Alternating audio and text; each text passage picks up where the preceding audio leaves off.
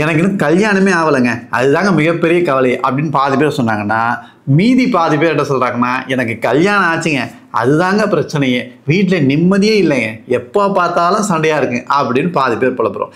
இந்த பிரச்சனை எதனால் வருதுன்னு நம்ம கொஞ்சம் அலசி பார்ப்போம். நம்முடைய சிந்தனையை நல்லா யோசிச்சு பாருங்க. நாம கல்யாணம் பண்ண பிறகு எதை எதிர்பார்க்கிறோம், எதை எதிர்பார்க்கலன்றது தான் இந்த விஷயமே அடங்கியிருக்கு. குழந்தையா பிறந்ததுலேருந்து நமக்கு அம்மா வந்து அன்பு செலுத்துறாங்க. அது ஆணாக இருந்தாலும் சரி, பெண்ணாக இருந்தாலும் சரி, தாயின் அன்பை நம்ம பார்த்து வளர்ந்துக்கிட்டே இருக்கும். திடீர்னு ஒரு இடத்துல கல்யாணம் வரும்பொழுது அதே அன்பை நம்ம மனைவிகிட்ட எதிர்பார்க்குறோம், இல்லை மனைவியாக இருந்தால் அது கணவன்கிட்ட எதிர்பார்க்குறாங்க. அந்த எதிர்பார்ப்பு சரியா வருதா இல்லையான்றது தான் இங்கே விஷயமே. அந்த எதிர்பார்ப்பு சரியா தவறா அப்படின்னு கேட்டிங்கன்னா, இன்னும் நம்ம கொஞ்சம் பக்குவப்பட்ட முறையில் யோசித்தோம் அப்படின்னா இந்த பிரச்சனை இல்லாமே போகுங்க. உடனே நீங்கள் யோசிக்கலாம், அதுலங்க எல்லாருமே பக்குவம் அடைய முடியுமா, எல்லாரும் மனுஷன் தானே, எல்லாரும் மனுஷன்தான், மனுஷனாக இருக்க வரைக்கும் நமக்கு பிரச்சனை இருக்க தான் போகுது. அந்த பிரச்சனை இல்லாமல் நான் எப்படி வாழறதுன்னு பற்றி தான் பார்க்குறோம். ஒரு உதாரணத்துக்கு ஒரு கணவன் மனைவி இருக்காங்கன்னு வச்சுக்கோங்க. இப்போது மனைவி கிட்ட வந்து ஒரு விஷயம் ஆகணுங்க, கணவன் போய் கேட்குறாரு, அவங்க உடனே அதுக்கு பதில் சொல்ல முடியும், ஆனால் சொல்லாமல் இருப்பாங்க. கொஞ்ச நேரம் கழித்து அவங்கள அலைய விட்டு அதுக்கப்புறம் சொல்லுவாங்க. மனைவிக்கும் கணவன் கிட்ட ஒரு ஆக வேண்டிய வேலை இருக்குது. கணவன் அதற்கு ஏற்ற மிடுக்க காமிப்பார், அவரும் கொஞ்ச நேரம் கழிச்சு சொல்லுவார். எதற்காக இந்த கொஞ்ச நேரம் கழித்து, எதற்காக இந்த அங்கலாய்ப்பு, அதெல்லாம் பார்த்தீங்கன்னா அவரவர் சக்தியை காமிக்கணும்னு முயற்சிடுறாங்க. அந்த சக்தியை காண்பிக்கும் பொழுது தான் இவரை நம்பி தான் இருக்கிறார் அப்படின்னு ஒரு விஷயத்தை நம்ம வந்து ப்ரூவ் பண்ண முடியும். அப்படி நாம் வந்து இந்த நம்புதல் தன்மை இருக்குது, அதாவது என்னை நம்பி தான் நீ இருக்க, உன்னை நம்பி தான் நான் இருக்கேன் அப்படின்னு ஒரு விஷயம் வரும்போது தான் நாம் ஏதோ ஒரு மகிழ்ச்சியாக வாழறா போலையும் நம்மளது தான் இங்கே இருக்கான்னு ஒரு போலி அகங்காரத்தில் வாழ்ந்துட்டு இருக்கோம். இந்த அகங்காரத்தை தட்டி தூக்கிட்டோம்னாலே பாதி பிரச்சனை முடிஞ்சிடும். அதாவது நீ வந்து என்னை நம்பி கிடையாது, உன்னை நம்பி நான் கிடையாதுன்ற ஒரு தெளிவான மனப்பான்மை வேணும். இந்த மனப்பான்மை இந்த காலகட்டத்துக்கு வந்ததுன்னா மிகவும் நல்லது. அதையே இந்த காலகட்டத்துக்கு வந்ததுன்னு சொல்கிறேன்னா, இன்றைய சூழ்நிலையில் கணவன் மனைவி இருவருமே பணிக்க சொல்கிறாங்க. அப்படி இருக்கும்போது சம உரிமைன்றது நிச்சயமாக கொடுக்கப்பட வேண்டிய விஷயம். ஒரு 40-50 ஆண்டுகளுக்கு முன்னாடிலாம் பார்த்தீங்கன்னா இப்படிப்பட்ட சூழ்நிலை இல்லை. இன்றைய காலத்தில் இருவருமே சமூகத்தில் கலந்து பழகிறாங்க, இருவருமே சம்பாதிக்கிறாங்க. ஆக யார் சக்தியில் பெரியவங்கன்ற போட்டி போட்டுக்கிட்டு இருந்தா கடைசி வரைக்கும் போட்டி போட்டுக்க வேண்டாம். சரி, நம்ம இந்த கதைக்கு வரும். என்ன விஷயம்னு பார்த்தீங்கன்னா, இப்போ இருவருமே என்ன பண்ணுறாங்கன்னா, நான் தான் முக்கியம் அப்படின்னு உணரணும். இது வந்து ஒவ்வொரு உயிருக்கும் இருக்கக்கூடிய ஒரு விஷயம் தாங்க. நான் தான் முக்கியம், நான் தான் சிறப்பானவன், நான் தான் பெரிய ஆள் அப்படின்னு ஒரு ஆன்மா நினைக்கும். அப்படி நினைக்கும்ன்றதை நம்ம தெரிஞ்சுக்கிட்டோம்னு வச்சிங்களேன், பல பிரச்சனையும் வெளியே வந்துடும். அப்படி தெரியாது இருக்கிறதுனால தான் இதை வந்து ஒரு மிகப்பெரிய நாடகமாக மாற்றிக்கிட்டு இருக்கோம். நீ என்னை அப்படி பண்ணிட்டியா, நான் என்னை அப்படி பண்ணிட்டியான்ட்டு வீட்டை ரெண்டாக்கிட்டு இருக்கோம். இதெல்லாம் நடக்கக்கூடாதுன்னா இன்னொரு முக்கியமான விஷயத்தை யோசிக்கணுங்க.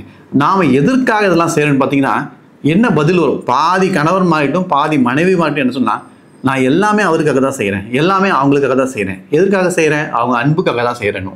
அன்புக்காக செய்கிறேன்னும் போது என்ன விஷயம் நல்லா கவனித்து பார்த்தீங்கன்னா, அப்போ அன்புங்கிறத நாம் வந்து என்ன நினைக்கிறோன்னா ஒரு பிச்சை எடுக்கிற விஷயமா நினச்சிக்கிட்டு இருக்கோம். அதாவது அவங்க எனக்கு அன்பு தருவாங்க, அவங்க எனக்கு அன்பு தருவாங்கன்னு என்ன கேட்டு பாருங்கள். அவங்க என்ன சொல்லுவாங்கன்னா, எல்லாமே அவங்க அன்புக்காக தான் செய்கிறேங்க, அவங்க என்கிட்ட அன்பாக இருக்கணும்னு எதிர்பார்க்குறேங்க, அவங்க அன்பாக பேசணும்னு எதிர்பார்க்குறேங்க, அன்பாக பழகணும், அதுக்காக தான் எல்லாம் செய்கிறேன். ஆனால் அவங்க என்கிட்ட எதுவுமே பண்ணுறதில்ல, நான் எவ்வளவோ செய்கிறேன், அவங்க என்கிட்ட எதுவுமே பண்ணுறதில்லன்னு ஒரு புலம்பல் இருக்கு இல்லையா?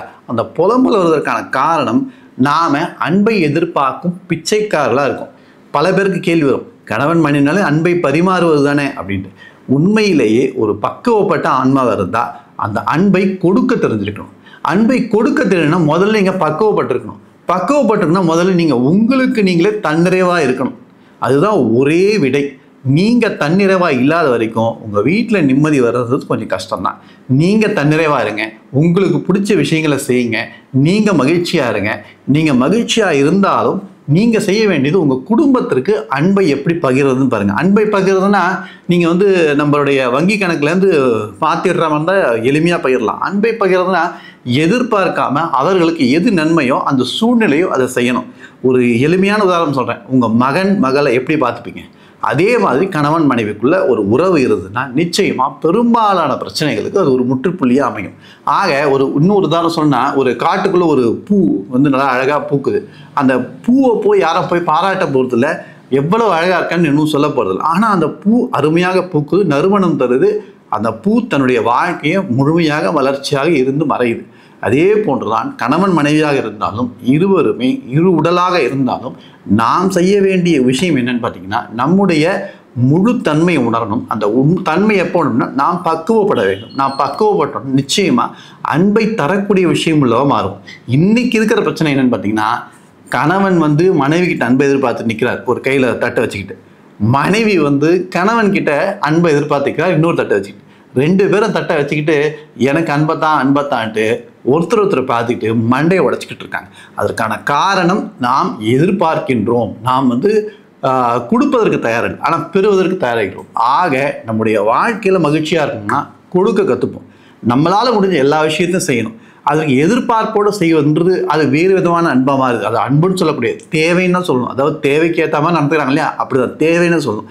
நாம் தேவையை கணக்கில் வச்சுக்கிட்டோம்னா அது நம்முடைய அலுவலகம் போல் ஆகிடும். எனக்கு இது தேவை, அதனால் நான் உனக்கு இதை செய்கிறேன், நீ எனக்கு இதை செஞ்சிருன்னு வந்து முடிஞ்சிடும். அது நமக்கு வந்து நெடுநாளுக்கோ அல்லது நம்முடைய ஆன்மாவிற்கோ ஒரு மிகப்பெரிய ஒரு லாபத்தை தரக்கூடிய விஷயம் இல்லை. ஆக இந்த அன்பை நாம் பழக வேண்டும். இந்த அன்பை பழகிறதுக்கு தான் குடும்பம் அப்படின்ற ஒரு அமைப்பையே நம்முடைய முன்னோர்கள் கொண்டு வந்தாங்க. அந்த குடும்பம்ன்ற அமைப்பில் இருந்துக்கிட்டு நம்மளால் முடிஞ்ச வரைக்கும் நம்முடைய குடும்பத்துக்கு நாம் செஞ்சுக்கிட்டு இருந்தோம்னா நிச்சயமாக வீட்டில் மகிழ்ச்சி என்பது வரும். ஏன் அப்படின்னா நீங்கள் கொடுக்க ஆரம்பிச்சுன்னு வச்சிங்களேன், நீங்கள் எதுவும் எதிர்பார்க்க போகிறதில்ல. அப்போ எந்த விதமான ஒரு மன சங்கடமும் இருக்க போகிறதில்ல.